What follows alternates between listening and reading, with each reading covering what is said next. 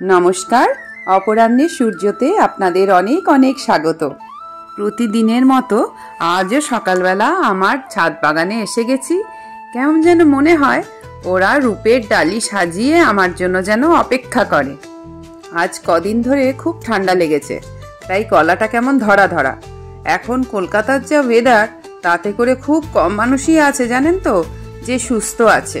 তাছাড়া যা পলিউশন, তাতে করে যারই কাশি হচ্ছে কিছুতেই সারছে না চট করে। কিন্তু এই সুন্দরীদের দেখুন, রূপ একেবারে যেন ঝলসে পড়ছে। এই জন্য তো এদেরকে এত ভালোবাসি।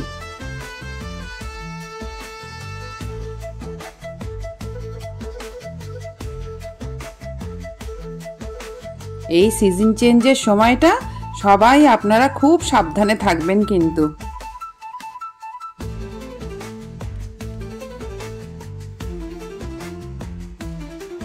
আপনারা যারা আমার নার্সারির ব্লগটা দেখেছেন তারা তো জানেনই যে এবারে গিয়ে কটা ইনডোর প্ল্যান্ট আমি কিনে এনেছিলাম। ওখান থেকে বলে দিয়েছিল যে ঘরের মধ্যে রাখলেও মাঝে মাঝে জানলার পাশে রাখবেন, যাতে করে একটু হাওয়া বাতাস পায়। তাই করেছিলাম, কিন্তু দেখুন কেমন যেন হয়ে গেছে। এটাকে নাকি পদ্মকমল বলে, বলল নন বেঙ্গলিরা নাকি এটাকে পুজোও করে। খুব যত্ন করেই ভেতরে রেখেছিলাম, কিন্তু গাছটা যেন কেমন শুকিয়ে শুকিয়ে যাচ্ছে, দেখে মনটা খুব খারাপ হয়ে গেল। আমি আসলে এই প্রথমবারই ইনডোর প্ল্যান্টগুলো লাগালাম।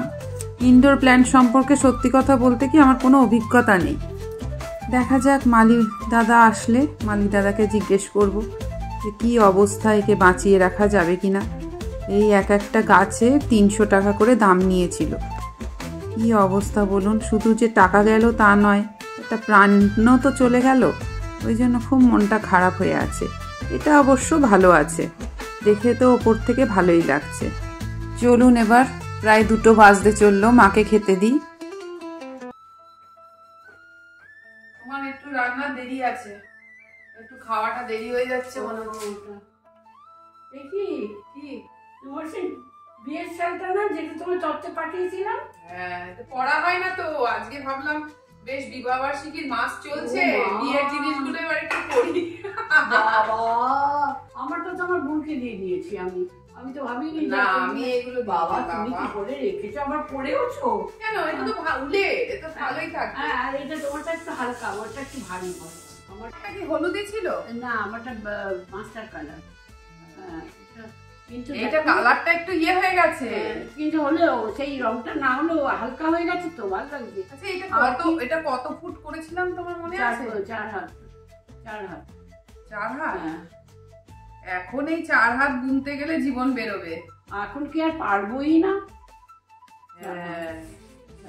না, আসলে একটু বেড়ে গেছে। না না, বাড়িনি, ওটা তোমার হাতে ছোট লাগছে। 4 হাতেই বোনা। হ্যাঁ, একটু লম্বা তো হয়ে গেছে। কেন দেখুন, এই উলটা আগেকার দিনে তো এত কেনা টেনা পাওয়া যেত না। সুন্দর আছে। শেখাটা আমার মায়ের কাছ থেকেই তো। এই উলের এটাকে বুনে তত্ত্বে, বিয়ের তত্ত্বে আমার এসেছিল।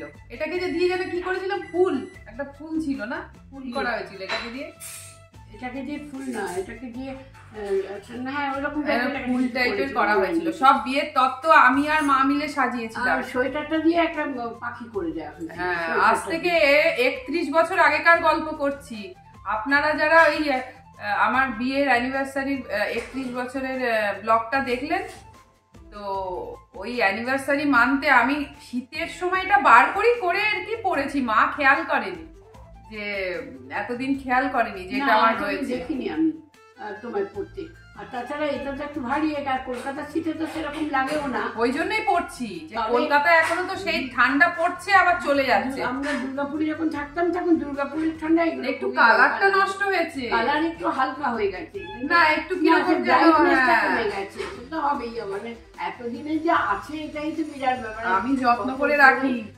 আপনাদের দেখিয়েছি না আমার বিবাহবার্ষিকী ব্লগটার মধ্যে, অ্যানিভার্সারি ব্লগটার মধ্যে, যে আমার বিয়ের 30 বছরের পুরনো শাড়ি, 31 বছরের পুরনো শাড়ি, মানে বেনারসি বিয়ের শাড়ি, রিসেপশনের শাড়ি সব দেখিয়েছি না। এইটা ছিল তত্ত্বে গেছিল। কিছু জিনিস আছে না, ফেলে দিতে পারি না বা কাউকে দিয়েও দিতে পারি না। তোমার সোয়েটারটা কি? অনেক কিছু মানুষকে দিই যারা নিডি পার্সন, কিন্তু কিছু জিনিস আছে দেওয়া যায় না, মানে এগুলো হচ্ছে দুর্লভ, মানে অমূল্য আর কি।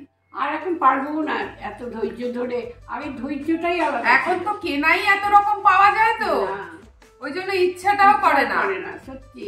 আর তখন তো যেটুকুনি দেখুন, তখন হচ্ছে রান্না যতটুকুনি বাড়িতে রান্না করা হবে ততটুকুনি মানুষ খেতে পারবে। এখন তো সুইগি জোম্যাটো থ্রু দিয়ে সুইচ টিপছে, খাবার চলে আসছে। আবার এই সব জিনিসও সবই এখন রেডিমেড মেডের যুগ হয়ে গেছে, তার জন্য ধৈর্যটাও কমে গেছে লোকের। হ্যাঁ, আমি যখন পাচ্ছি আর কষ্ট করতে যায়, এখন আর সেই ধৈর্য নেই। এখন এগুলো সত্যি এতটা উলেট ছোট ছোট বানাচ্ছি। আমার ব্লগিং শুরু করার পরে একটাই দিয়েছিলাম, ওই তোরণ বানিয়েছিলাম। এখন অনেকগুলোই তো আছে না, একটা টেবিলের কভার বানাচ্ছি না, রানার তাই তো ইনকমপ্লিট আছে। ও হচ্ছে না, কিছু না কিছু এর দিক থেকে ওদিক কিভাবে যেন টাইম কেটে যাচ্ছে, ওটা শেষ করতে হবে। ওটা শীতকালে একটু ছোট দিনের বেলা তো, ওই জন্য টাইমটা কম। এরপরে কিন্তু না, এরপরে তুমি আরম্ভ করো ওটা, এটা পরে কিন্তু আরাম, তাই না? বেশ পরে আরাম। আর এটা একটু হালকা, আমারটা একটু ভারী, আমারটা একটু মোটা। এটা টুকরা প্লাইতে দেওয়া করা হয়েছিল, আর ওটা 4 প্লাই। 31 বছর আগে, ভাবা যায়? কিছু জিনিস আছে। আমার যে ব্লাউজটা বানাচ্ছিলাম ওইটাও তো আমি দিই। এটা তোমারটা মতো দুজনে মিলে বানিয়েছিলাম, আমি একা বানাতে পারিনি। লাস্টের দিকে আটকে গেছিল, আমি আর সময় পাচ্ছিলাম না। লাস্টে তো আমিই বানাচ্ছি। বিয়ের আগে কি হয়, মেয়েদের তো সেইভাবে কাজ থাকে না, মাদের থাকে। মা আমাকে শুরুটা করিয়ে দিয়ে আমি বসে বসে বুনতাম, বলে শুরু করেছি। তবে লাস্টের দিকটা ফিনিশিংটা ওই করেছে। আপনাদেরকেও দেখাতে পেরে খুব ভালো লাগছে। কিন্তু বিয়ের অ্যানিভার্সারি ব্লগটাই তো বিয়ের বেনারসিগুলো দেখিয়েছি, তখনও যেমন খুব মজা লেগেছে, আনন্দ লেগেছে। আজকের এই টুকরো টুকরো জিনিসগুলো মুহূর্তবন্দি হয়ে থাকছে আর কি। আবার কোথায় চলে যাবে, কি ছিঁড়ে যাবে, কি হবে, তার আগে এই ভিডিওর মাধ্যমে আমার স্টোর হয়ে রইল। তুমি যেরকম যত্ন করে রেখেছো, সহজে ছিঁড়বেও না, যাবেও না। যত্ন করে প্রতি বছর তো গুছিয়ে রাখো না, রোদে দাও, এই দাও। আমি সেইভাবে পরিও নি, এটা মায়া লাগে। এত কষ্ট হয়েছে এটা বানাতে না, যে মানে এটা যে পরে নষ্ট করে ফেলবো সেইটা ইচ্ছা করে। তখন হাত চলতো খুব তাড়াতাড়ি, তাই জন্য একটু তাড়াতাড়ি এগিয়ে যায়। একটু কষ্ট তো হয়, যখন কষ্টটা হয় শেষের দিকে গিয়ে, যখন জিনিসটা ভারী হয়ে যায় না, তখন বুনতে খুব হাতে কষ্ট হয়। সেই কষ্টটা মনে রেখেছি তো। ফিনিশিং গুলো তো তুমিই করেছো, দুজনে মিলেই তো করেছি। চলো মা, খাবারের রেডি হয়ে গেছে। ফুলতা সোয়েটারটা কোথায় গেল? ফুলতা সোয়েটার আমার বিয়ের তত্ত্বের বেশিরভাগ জিনিসই আমার রাখা আছে, যেগুলো রাখা যায়। শাড়িও অনেক কিছু রয়েছে। আমি তো রেখেছি তোমার ছোট্টবেলা যখন স্কুলে পড়তে, তখন সেই প্রথম যখন হাতে সেলাই শেখালো, কাট শেখালো তোমাদের, তখন সেইগুলো আমি রেখেছি ছোট্ট ছোট্ট। ওইগুলো দেবে, ওইগুলো আমি আমার বন্ধুদের সব দেখাবো, যারা পরিবারের নতুন বন্ধু হয়েছে সবাই, পুরনো নতুন সব বন্ধুদের তুমি দেখাবো। টুয়ে পড়তে, তখন তোমাদের প্রথম স্কুলে তোমার আরম্ভ হলো মানে সেলাই। তখন ওই ছোট্ট একটা তোয়ালে, একটা বালি, রুমাল, এইসব দিয়েছিল। এইগুলো আমি রেখে দিয়েছি যত্ন। তাতে তোমার সেই প্রথম সেলাই, ওগুলোও দেখাবো আপনাদের। আপনারা যারা ব্লগটা দেখছেন, ভালো লাগলে একটা লাইক করে দেবেন। নতুন পুরনো সব বন্ধুদের আমার প্রাণখোলা অভিনন্দন জানালাম। আর যারা এখনও সাবস্ক্রাইব করেননি, তারা একটু সাবস্ক্রাইব করে দেবেন। ব্লগটা আজকের মতো এতটুকুই রাখলাম। দেখা হচ্ছে আপনাদের সাথে আবার পরের ব্লগে। ততক্ষণ পর্যন্ত আপনারা সবাই ভালো থাকবেন ও সকলকে ভালো রাখবেন।